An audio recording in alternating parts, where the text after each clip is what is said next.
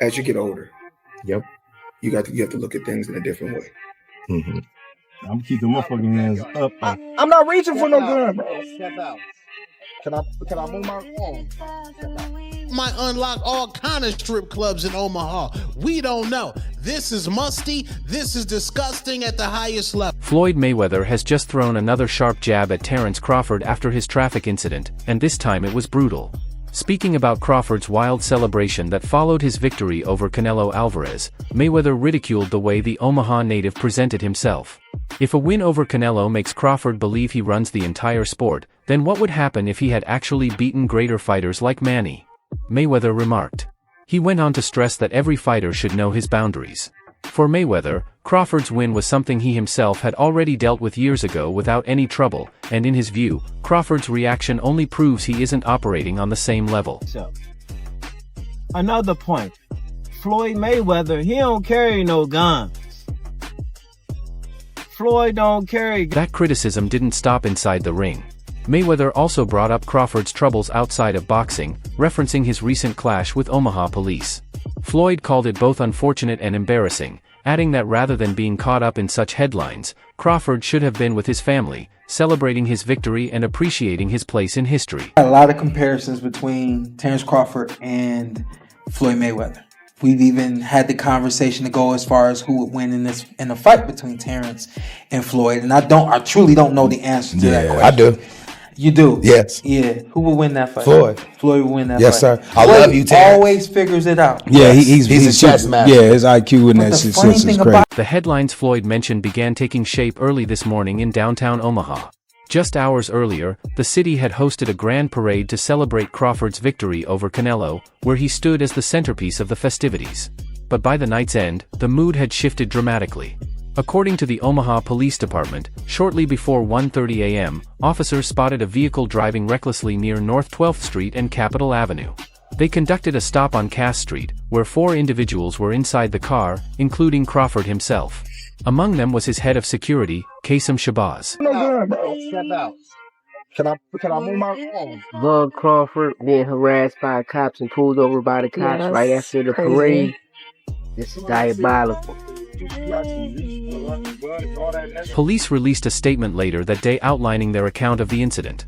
According to them, while officers were speaking with the driver, one officer spotted a loaded firearm on the floorboard of the driver's side.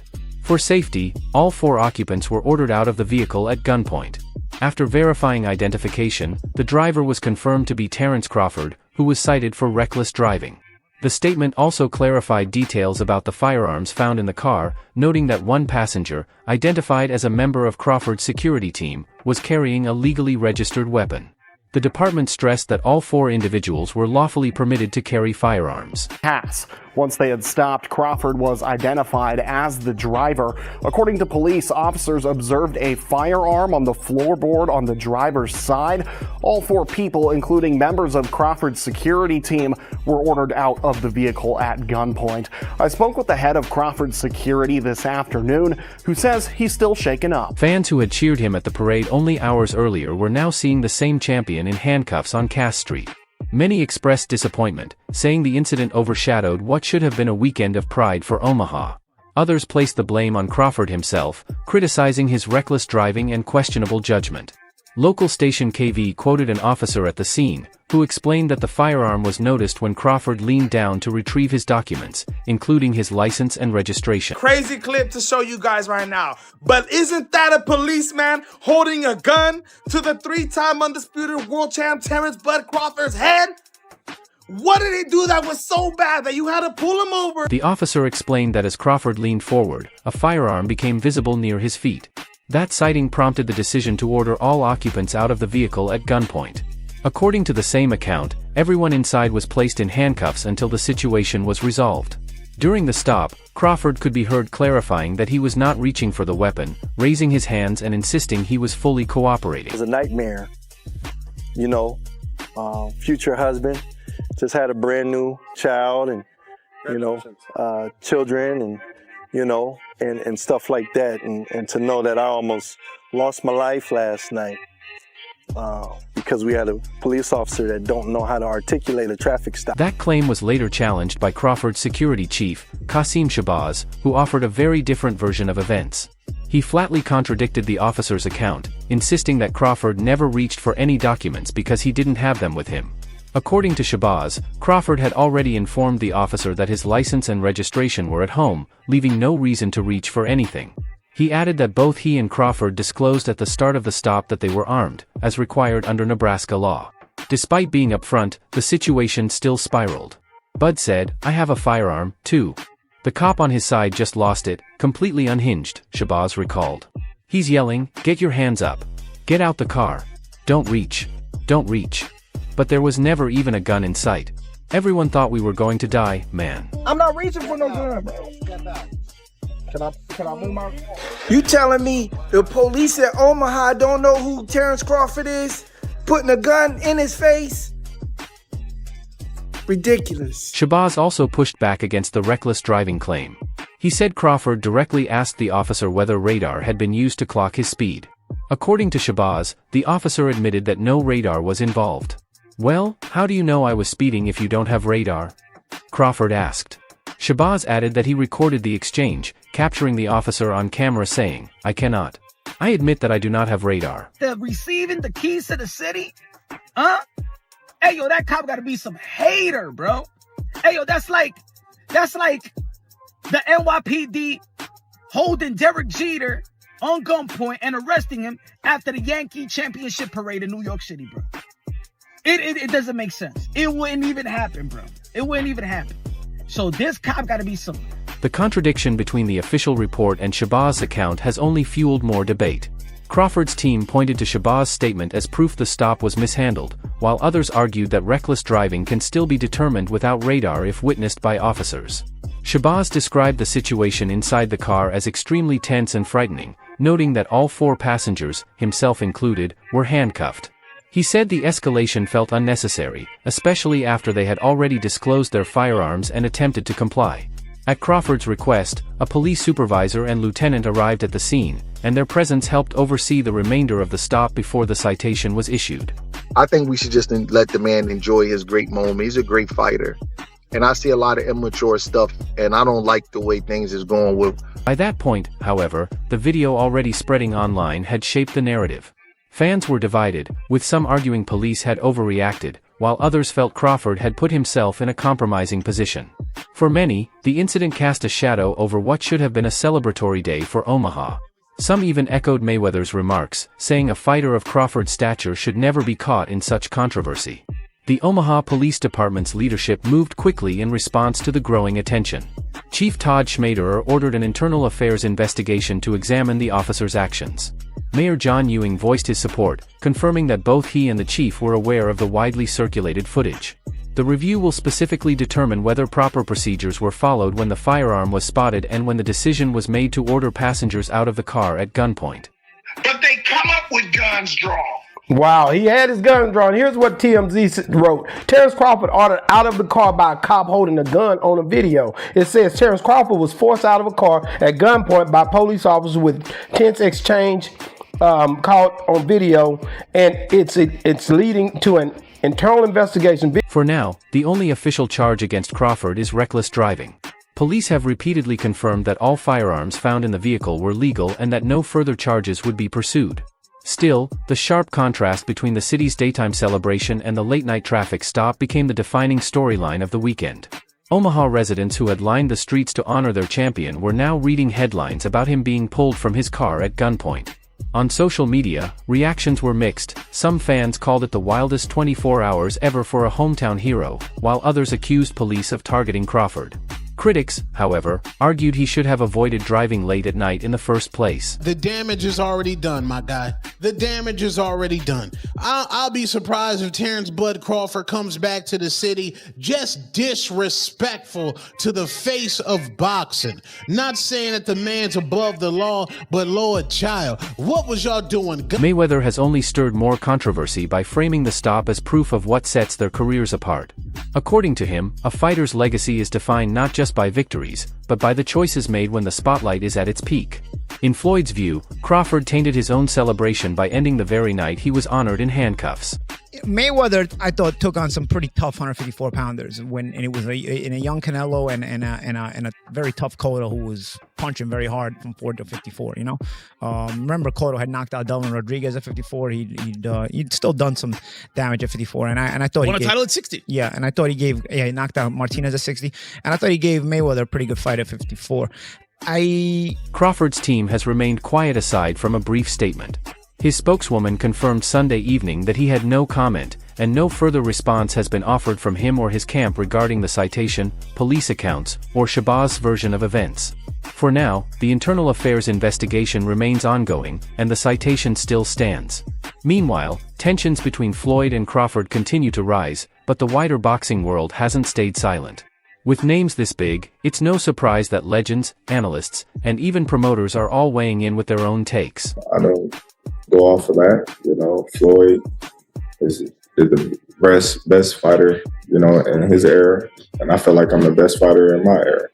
Oscar de la Hoya, never one to stay out of a Mayweather debate, made his stance clear.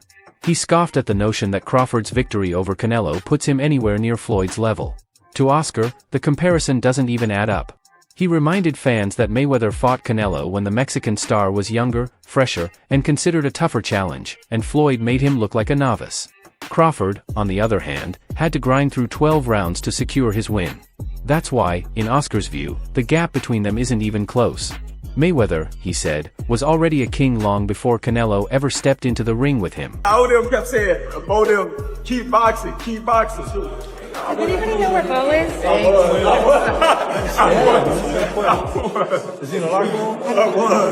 Max Kellerman approached it from a different angle. True to form, he didn't want the conversation to be oversimplified.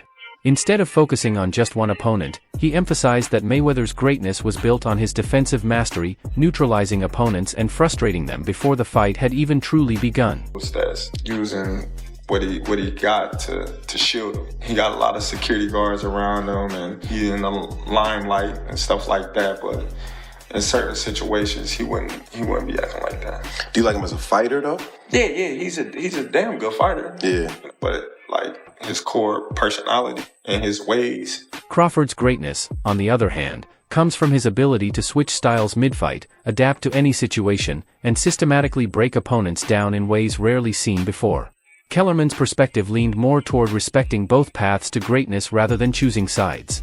He described it as two different peaks, distinct in style, yet arriving one after the other. Money Mayweather.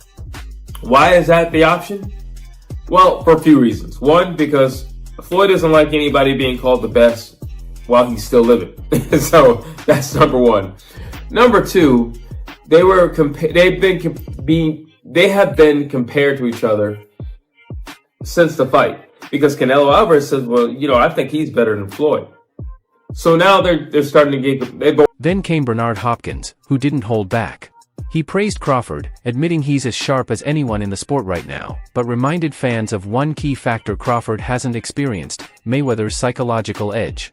Hopkins explained that fighting Floyd wasn't just about exchanging punches, it was about surviving the mental battle against someone who made you doubt yourself round after round. He suggested that part of Crawford's excitement might come from never having faced an opponent capable of stripping away all his tools. For Hopkins, that's the dividing line between good, great, and truly legendary. To the right guy. You know what I mean? He lost it to Terence, fan square, and he passed the torch. So, if you're going to have another fight, cool, but you don't need to. You have nothing. He has nothing to prove. You know, he fought Terence and nobody else would. Analysts also point to the difference in marketability, Floyd's charisma ability to play both hero and villain. Mike Tyson, however, viewed it from a different perspective.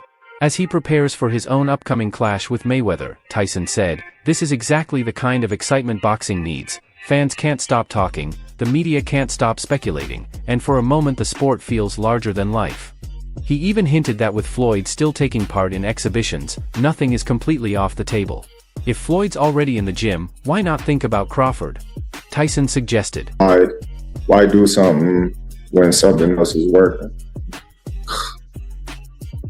Easy answer.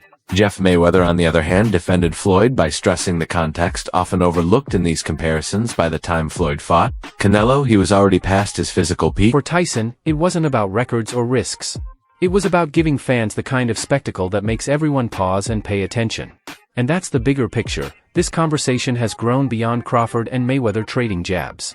It's taken on a life of its own, with promoters weighing in, networks watching closely, and fans dividing into camps, all caught up in the possibility of seeing two greats finally share the ring.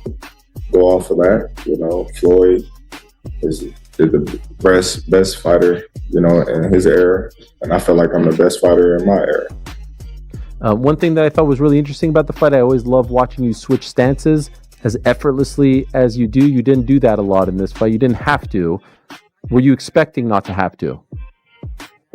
No, I felt like I could have, but... Eddie Hearn, on the other hand, has been more skeptical, arguing that Crawford's resume still falls short of Mayweather's and cautioning fans against crowning him too soon.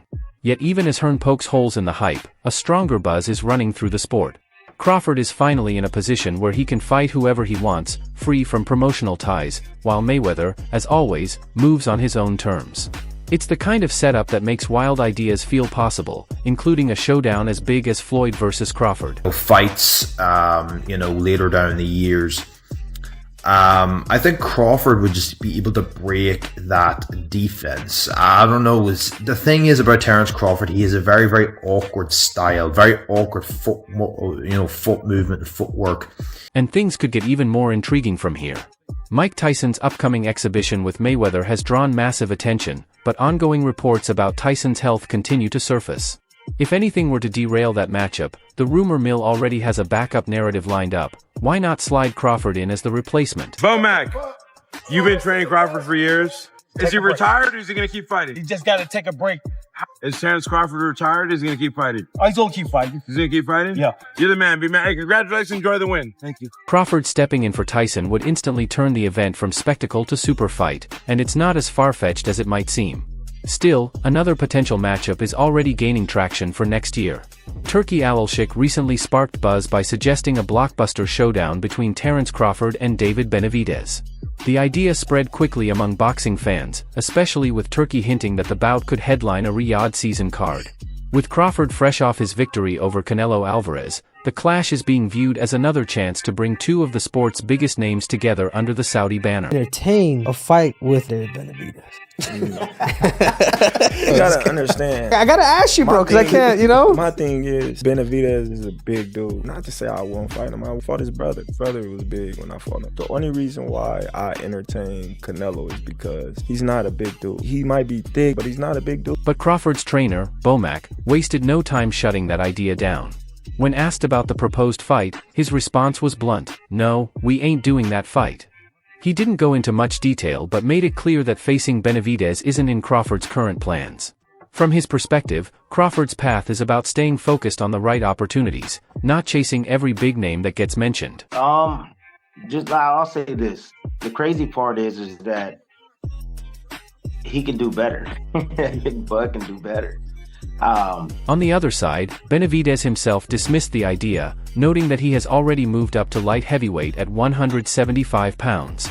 For him, cutting back down just to face Crawford isn't realistic.